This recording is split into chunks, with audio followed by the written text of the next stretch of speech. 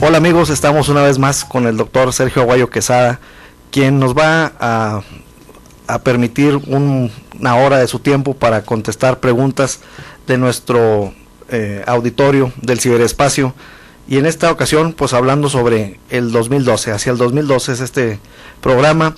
Ya tenemos una serie de preguntas que están llegando, muy nutridas.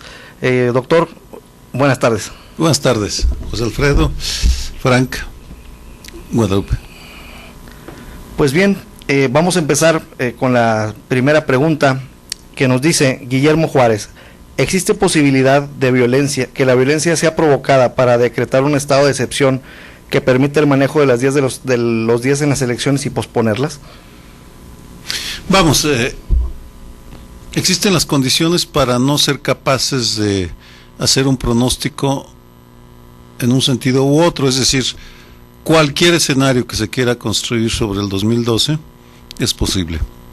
Y es eso que le da tanta, que desconcierta tanto, vamos, hay una desazón en el aire por la incertidumbre, son tiempos de incertidumbre.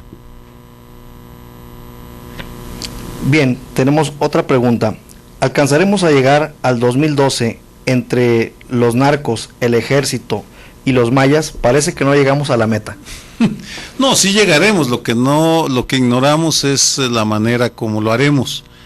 Es ahí la pregunta que nos estamos haciendo, porque constantemente tenemos que ir actualizando el análisis por la volatilidad de las diferentes variables que intervienen. Si uno toma el informe, 82,000 detenidos por crímenes contra la salud, es decir, en teoría por integrantes de alguno de los carteles. De ser cierta la cifra, estamos ante 200% más efectivos de los que tiene la Policía Federal. Por tanto, la magnitud de los efectivos del crimen organizado crecen a niveles que no habíamos estimado hace 3 años. En consecuencia, aun cuando es imposible decir que va a haber una confluencia de crimen organizado, violencia y hasta la destrucción pronosticada por algunos para el 2012, lo cierto es que no son tiempos fáciles para quienes tenemos como oficio ser analistas, y mucho menos fáciles para los ciudadanos, sobre todo aquellos que están en las zonas de conflicto directo. Luis Nieto nos pregunta: Sergio, para ti, ¿qué es un estadista? ¿Quién tiene rasgos de eso en México? Bueno, no hay muchas definiciones. Tomo una que planteó Hegel, que me parece, en su enciclopedia, me parece de las más acertadas. El filósofo alemán lo que planteó en esa obra es que estadista es aquel que es capaz de poner en palabras los sentimientos y las aspiraciones de una época, de la sociedad en una época determinada, y que no solo eso, sino que es capaz de llevar a cabo o de implementar o de hacer realidad esa aspiración colectiva que él mismo verbalizó.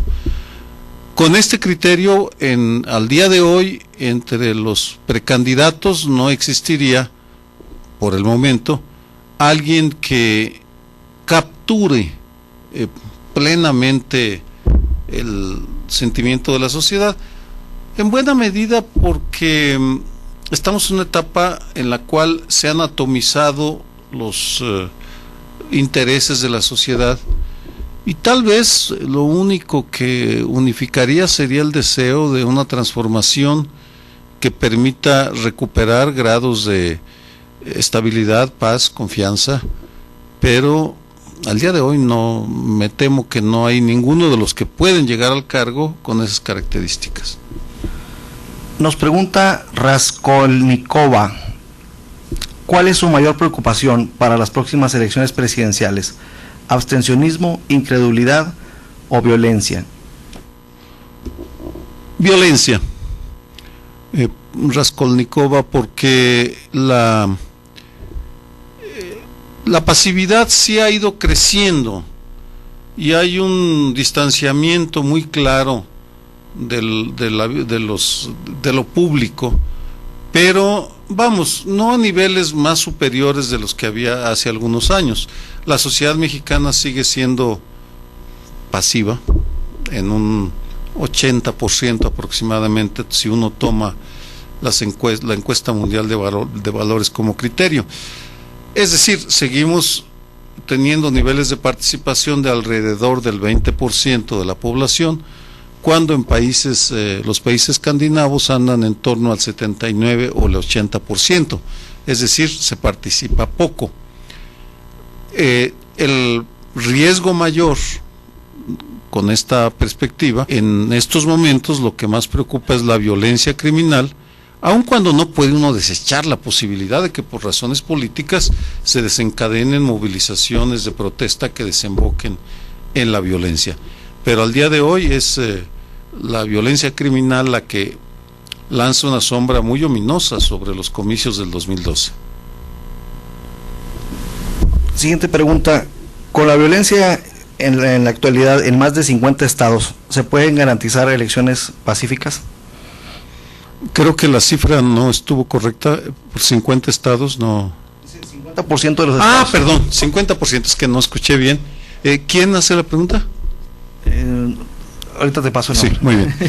Sí, muy bien.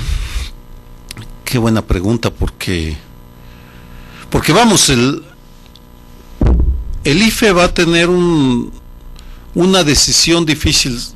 El IFE, el Tribunal Electoral, sobre todo, dada la presencia que tiene el crimen organizado en al menos el 50% de los municipios. Esas son las estimaciones con que se cuentan. Se habla de entre 50 y el 60% de presencia de crimen organizado en la vida de municipios. Desde esa perspectiva, pues sí, son comicios bajo sospecha, porque de hecho para el 2012 tendremos elecciones de 3 tipos, y en este momento no me pida que elabore el porcentaje que cada una de estas variantes tiene. La primera serían las elecciones confiables, vamos, en donde no hay ninguna duda sobre la certidumbre de que el voto fue emitido en libertad y es respetado, sobre todo en las grandes ciudades.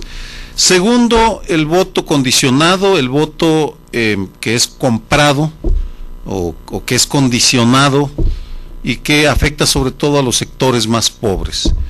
Y el porcentaje, una vez más, pues no es posible estimarlo.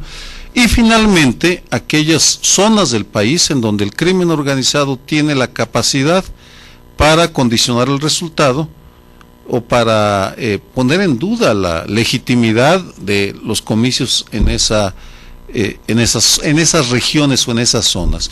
Por tanto, es una elección tridimensional, y las autoridades electorales y los analistas tendremos que hacer un esfuerzo por dar una opinión diferenciada dependiendo de qué elección se esté hablando. Sé que es muy poco ortodoxo lo que estoy diciendo para una autoridad electoral, pero la realidad es lo que se está imponiendo. Guillermo Juárez fue quien hizo la pregunta. Guillermo, gracias, una muy buena pregunta, difícil. Ahora nos pregunta Jesús Valdés Martínez: ¿qué podemos hacer si nos interesa participar con un grupo defensor de los derechos humanos? Vamos, hay 2 tipos de agendas. No quisiera nombrar aquí una organización en particular porque no me parece que sea pertinente, pero hay 2 tipos de participación igual de relevantes. La primera, en lo que podríamos llamar democracia participativa, en la intervención en los asuntos que afectan la vida diaria, en cualquiera de los derechos, porque en el fondo lo que estamos viendo es, cuando se habla de derechos humanos, ya es una inmensidad de asuntos los que se meten en esa canasta. Y ese intento de influir sobre la democracia participativa es permanente, es constante, y abarca todos los temas que se puedan imaginar. En segundo lugar estaría la democracia electoral, que se presenta para quienes vivan en el Valle de México. En el 2011, pues el Estado de México será una elección crucial, pero creo que ya todos estamos pensando en el 2012, y en consecuencia me parece que una agenda adecuada para un organismo de derechos humanos sería combinar ambas. Es tan importante defender los derechos de género o de los niños de la calle, con derechos humanos estén personajes comprometidos con los respectivos derechos. Y pongo un ejemplo muy claro: la elección del 2012 se va a librar en el otoño del 2010, cuando la Cámara de Diputados elija a 3 consejeros para el Consejo General del IFE. Si logramos colectivamente que sean personajes independientes y autónomos de los partidos, pues tendremos tendremos más posibilidades de que la elección del 2012 sea confiable. Si por el contrario se reparten esos 3 cargos entre los partidos y nombran a sus siervos, a sus lacayos, pues entonces sí creo que la elección del 2012 ya está condenada a la sospecha. Tenemos una pregunta de Arturo Silva. Dice: maestro, ¿Peña Nieto se le puede ganar? ¿Se puede derrotar al PRI, Televisa y al grupo de Atlacomulco? Al día de hoy parecería que no es posible, porque según la encuesta de Mitofsky de hace unos días, la última encuesta de Mitofsky, que hay una serie mensual que se llama Así Van, y se las recomiendo porque tiene una información muy buena, son análisis que vale la pena.